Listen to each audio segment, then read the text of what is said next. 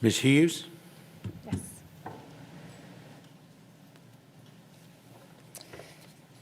Welcome. You have 5 minutes to address the board. If you'll introduce yourself, please, ma'am. Thank you.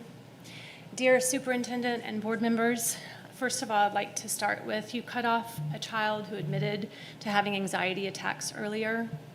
I think that's a shame.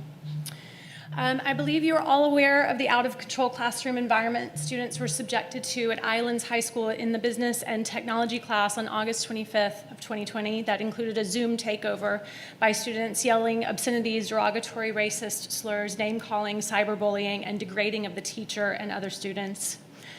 That would be me and my son's experience. I'm here to speak to you, though, as a concerned parent and a community member.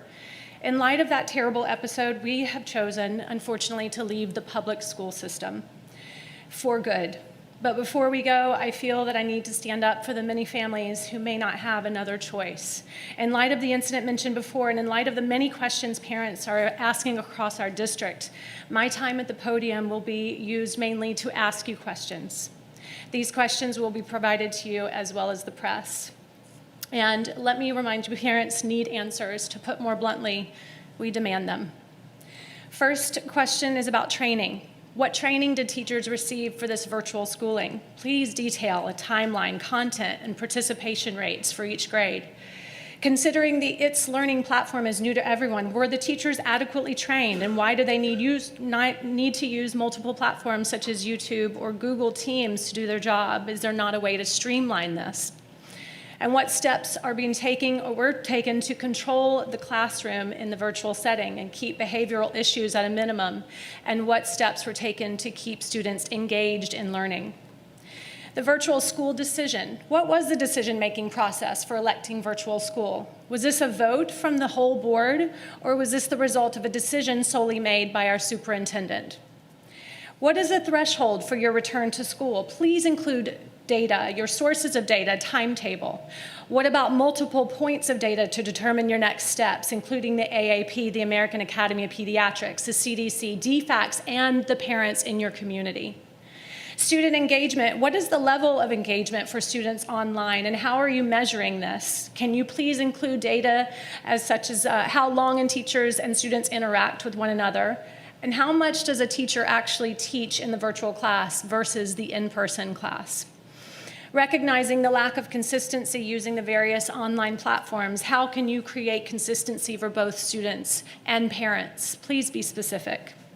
The dropout rate, a huge concern. How many students did Chatham County lose from spring of 2020 to fall of 2020?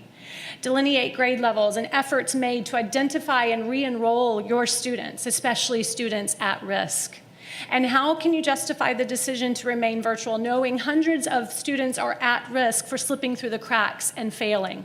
What do you think happens to these students if they fail? Your common sense can answer that. Discipline, generally speaking, and without abrogating privacy or employment interest of those involved in my incident, how can you help keep the learning environments for the students who care about learning from being compromised in this virtual setup? Money and finances. Of the $11 million from the CARES Act, how much went towards this virtual platform? Please break it down in detail. How much is left, and how do you plan on using it to improve the cracks being exposed in this pandemic specific to Chatham County schools? Such as Chromebooks that are faulty, lack of training of staff, multiple platforms creating a more confusing experience, non-functioning devices being used by teachers, devices without cameras. How are they supposed to teach virtually without cameras? And why is it taken 5 months to get a portable Wi-Fi to the areas with poor service and lower socioeconomic situations? I'd like to share with you a story or two. A grandmother who is 74 years old with 5 children in the home, ages 7 to 17, all of which are in public school here in Chatham County. This woman has never had internet until 1 week after school started. Why is this? The family is now 3 weeks behind, and these children are failing. The grandmother is fearful that she won't survive this due to the stress levels. Where is your empathy for this? A middle-class mother of two, ages 4 and 6, in pre-K and first grade. She wanted to return to work this fall, but couldn't due to the virtual learning decision. She didn't know that it would be a full-time job to become a learning facilitator for her children. Now she has a hard time getting out of bed. She is overwhelmed. Her 7-year-old daughter cries daily and begs to go back to school, even asking her to drive by the school so that they can let her in. Her daughter says she'll be happy to go back with a mask as long as she can see her friends and her teacher. Where is your compassion and empathy for this? And why don't you use some of this as your data to decide virtual or in person?